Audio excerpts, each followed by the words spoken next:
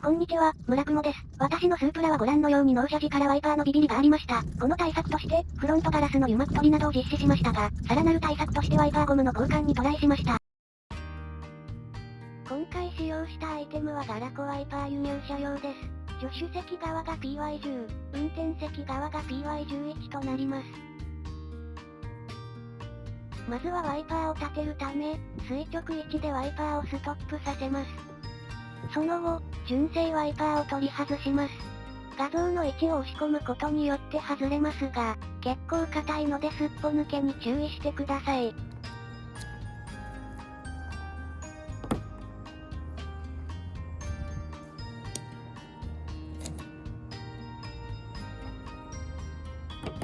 次にガラコワイパー用のアタッチメントを取り付け、その後にガラコワイパーを取り付けます。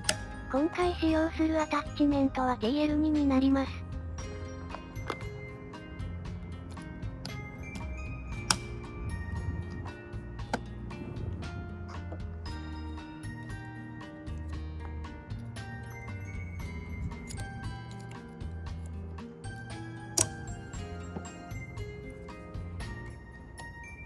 取り付け終わりましたら、最初にワイパーを立てる時と同じ手順でワイパー位置を戻します。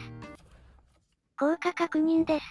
ウォッシャー液での検証ですので、効果確認としては不十分かと思いますが、ビビリはかなり改善されました。今回は以上となります。ご視聴ありがとうございました。